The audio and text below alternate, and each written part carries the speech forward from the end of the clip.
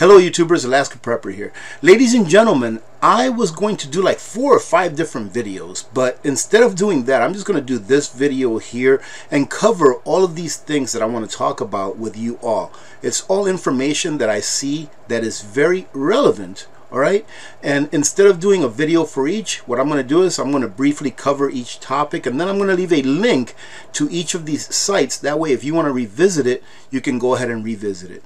Before we start, I just wanted to say that I received a lot of requests, especially during my live streams and via emails, that I provide you all with a registry or a link to a registry for Victor and Brenna's baby registry. Right now, I've already had a troll over there, so this is the deal.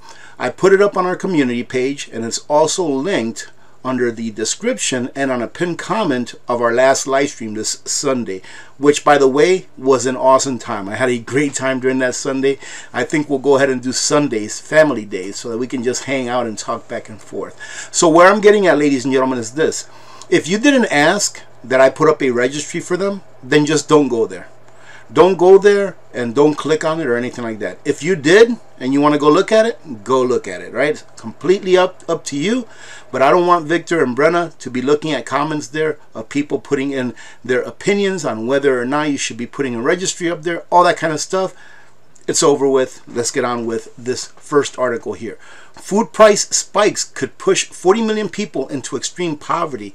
And ladies and gentlemen, we've been talking about this, that there will come a day when people are going to have to spend a much larger percentage of their take-home pay on food.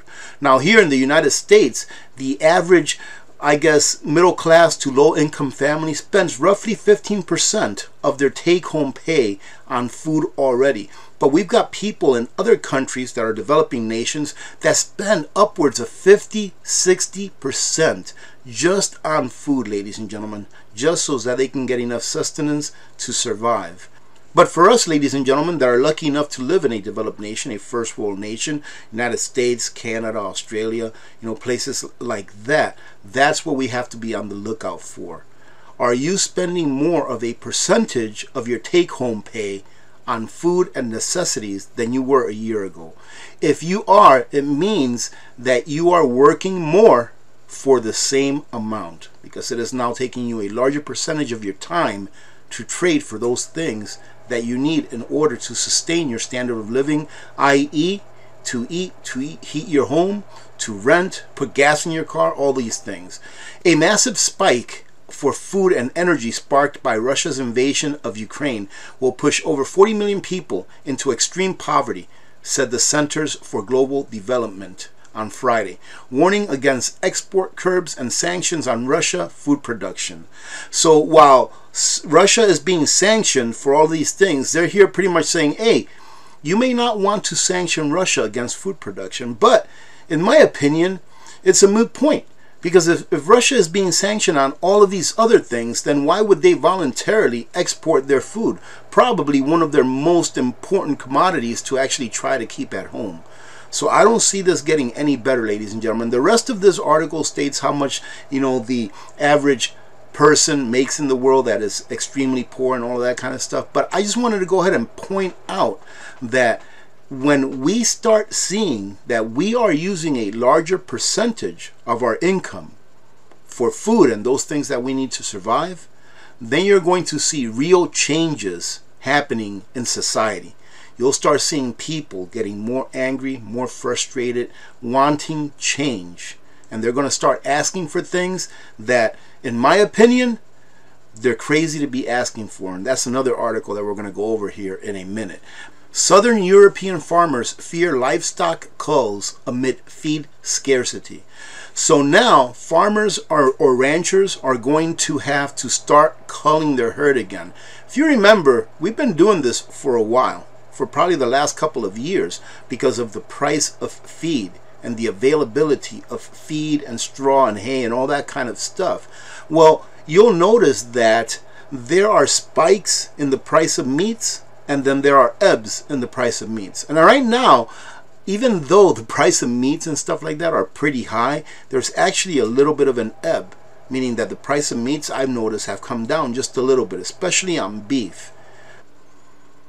But once, ladies and gentlemen, that surplus of meat is out of the system, it's going to go back to its previous highs, and then more likely higher than it was before. Because if you have a whole bunch of ranchers that are culling their herds because they cannot afford to feed them, or they cannot acquire the feed to feed their animals or to feed their herd, then we're going to have a surplus of meat in the market. But once that surplus has wind out, then it's going to go back up to the prices that it was before. Here they continue to say, the problem is that we now have a perfect storm. When the Ukrainian exports stop, countries like Moldova, Serbia, and Hungary tried to stop exporting as a protectionist step, and we found ourselves with a big problem in our ports. In Italy ports, where ships from these countries arrive every week, there is only a 25-day supply left.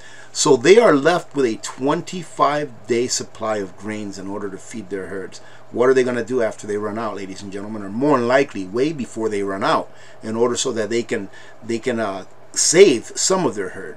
So more than likely, way before they run out of that feed, they're probably going to end up culling a big part of their herd in order to try to preserve some of their herd, meaning to extend out the feed that they have over time for a part of their herd. Americans are struggling under the weight of inflation. The official CPI in February is, as we all know by now, 7.9%. And if measured honestly, the way that it used to be measured back in the 90s and the 80s, it would be over 15% right now. So what's the best way to help consumers deal with rising prices? And ladies and gentlemen, here they are suggesting that we do more rounds of stimulus. That's the idea floated by Mark Wolf in his CNN op-ed. The fastest and most effective way to protect vulnerable citizens from the impacts of global economic instability is to provide a direct payment through the IRS, similar to the 3 stimulus checks that were sent to families during the height of the health crisis. And here, to get to the main point here, he says, my point is that yesterday's stimulus checks were a major factor in today's inflation problems. Now, our intrepid energy economist wants the government to hand out more money that it doesn't have to help Americans. Thing is, ladies and gentlemen, that money will not help anyone. It will only help the Federal Reserve and the government stay alive. And if you don't trust me when I tell you that, we have not seen anything yet when it comes to the inflation of prices of the things that we need to live. You just wait. You will see for yourself. The question is, are you going to prepare for that day? Are you going to prepare for the day that comes when you can't afford to eat because your paycheck is not enough for you to put food on your table? Now, I really want to read this for you all, The Great Depression 2.0. And it is an article written by Doug Casey, an awesome economist and a good man who's been around for years. This gentleman knows what he is talking about. And we'll go ahead and start it off with the second paragraph. The Great Depression of the 1930s is seen by most people to be the be-all and end-all of economic catastrophes, and there's good reason for that. Although the economic cycle has always existed, the period leading up to October 29th was unusual, as those in the financial sector had become unusually creative. And ladies and gentlemen, isn't that what's happening now? Every time that you hear the Fed chairman say, well, we're going to go ahead and use our tools. We're going to go ahead and use our tools to do this or that. And I'm sure that they have more tricks up their sleeve in order to keep this Ponzi going on for a little bit longer. Brokers encourage people to buy into the stock market as heavily as they could afford. When that business began to level off, they encouraged people to buy more on margin, pretty much to borrow in order to buy. When that business began to level off, they encouraged people to buy on margin. The idea was that the buyer would only put up a fraction of the money for the purchase, and the broker would guarantee full payment to the seller. As a condition to the agreement, the buyer would have to relinquish to the broker the right to sell his stock at any point that he wished, should he feel the need to do so to get himself off the hook in the event of a significant economic change. Both the buyer and the broker were buying stocks with money that neither one had, but the broker entered into the gamble so that he could charge commission, which he could be paid immediately. the buyer entered into the gamble as he had been promised by the broker that stocks are going to the moon and that he'd become rich. And during that time, I think it was 1 or 2 days before the great crash of 1929, that there was something on the radio of a gentleman saying there is absolutely no way that stocks will ever come back down again. It's only going to continue to go up and up and up. And we all know what happened. Banks got into the game as well.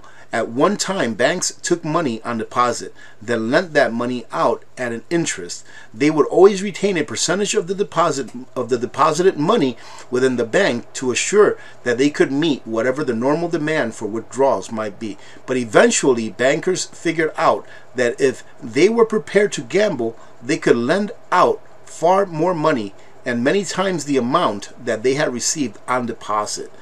So they're just playing on leverage, ladies and gentlemen.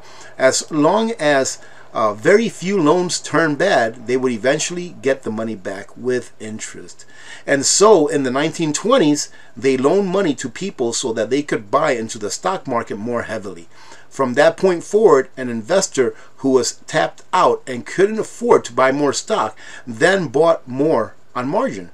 When he was no longer able to even afford to buy on margin, he borrowed money from the bank to buy on margin again. That meant that only a tiny percentage of the money that passed hands actually existed. The great majority of investment funds only existed on paper. And that's something that I've talked about a lot. Well, not a lot, but I've talked about it several times in the past. Is that a lot of the stocks that we have now, the valuations for the stocks that we have right now, like in the stock market, right? The stock market has a value of, I think it's like $51 trillion or so. Ladies and gentlemen, most of those stocks have been bought on margin, meaning that people have borrowed money in order to buy the stocks, and maybe 10% or 20% of what the person actually bought in stocks did they actually put cash up front. So now, if the market falls and these people have to pay all that money, where is the money coming from? It hasn't been created yet. So if the stock market crashes and you have 30 or 40 trillion dollars worth of shares that have to be paid back, maybe let's say 20% of that is actually there. 8-10 trillion dollars. Where's the other 30 trillion dollars going to come from? That's the question, ladies and gentlemen. That money doesn't even exist yet. And he continues to say, of course, the very existence of this absurd anomaly depended upon a market that was thriving and moving steadily upward. If for any reason there were a sudden loss of confidence in the banks, large numbers of depositors would demand to withdraw their deposits, and there would be a bank failure, as the banks had been playing with money that did not exist. Do you think that we have much more energy in the stock market today than we did back then? I would say yes. So imagine the crash that's going to occur when it finally occurs. It's going to be of a magnitude that most people cannot even imagine. We are going to have a resource problem, and that means that a lot of people will just not exist anymore. A lot of people will die because we will have a resource problem. Not surprising that laws were then passed to assure that such a disaster could never occur again. One of particular importance was the GlassSteagall Act. And I'm not sure how many of you have heard about the GlassSteagall Act, but I believe, and he'll probably go over here, but I believe the GlassSteagall Act stated because it's not law anymore, all right? They got rid of it. It stated that banks could not use your money that you deposit in the banks to play in the markets. Then in 1999, GlassSteagall was repealed. This was done under the advice of Fed Chairman Alan Greenspan and was accepted readily by then President Bill Clinton, as he was assured that the repeal would mean a dramatic increase in investment, which would assure a shining legacy for him as he left office.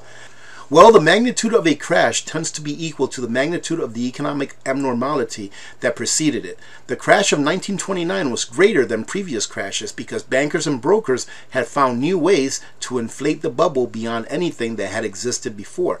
Likewise, they've become even more creative this time and have inflated the bubble far beyond what existed in 1929. The level of debt so far exceeds anything the world has ever seen, and he's talking about now. The 2008 crash was, in effect, a mini crash. No correction ever took place. Instead, it was papered over by massive increase of debt, assuring that when the inevitable big crash did occur, the severity would be far beyond any other crash in history. The question that's always asked prior to any crash: when will it happen? Unfortunately, although crisis can be analyzed and predicted beforehand, the date is more uncertain. The decisive factor is the loss of confidence by the general public. When they collectively get weak knees about the economic future, when they withdraw their deposits from banks and sell their shares in the market, the bubble will suddenly pop. Since it's not possible to predict an exact date, those who don't wish to be casualties of the collapse may wish to prepare for it, to get debt-free, to liquidate assets that will be devalued in a crisis, to turn the proceeds into real money, i.e. precious metals, and to relocate to a place where there's likely to be less impact by the monetary and social crisis that will ensue.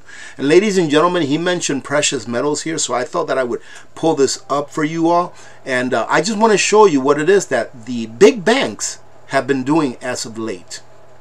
And ladies and gentlemen, banks are restocking gold at the fastest pace in years. That's what banks are doing. I didn't do an article or I didn't do a video on this, but in Russia, Russians are rushing to gold, ladies and gentlemen. Why?